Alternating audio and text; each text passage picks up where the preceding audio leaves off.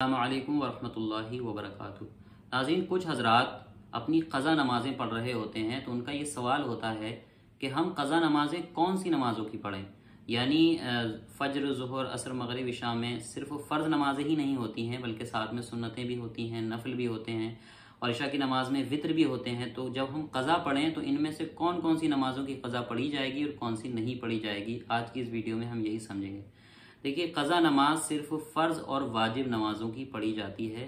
इसके अलावा जो सुन्नत या नफल नमाजें होती हैं उनकी क़ज़ा नहीं पढ़ी जाती है।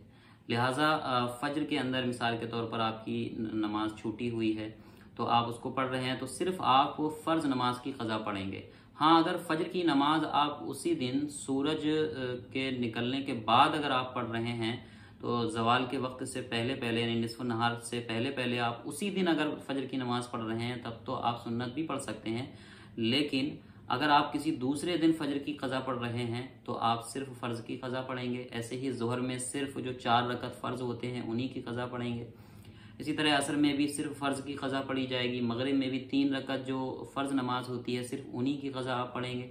इसी तरह इशा में जो 4 रकत फ़र्ज़ नमाज होती है उसकी आप क़ज़ा पढ़ेंगे और साथ में जो 3 रकत वित्र होते हैं उनकी क़ज़ा पढ़ना भी ज़रूरी है क्योंकि वो भी वाजिब नमाज है। तो फ़र्ज़ नमाज़ों और वाजिब नमाज़ों की क़ज़ा की जाती है, उनको क़ज़ा में पढ़ा जाता है।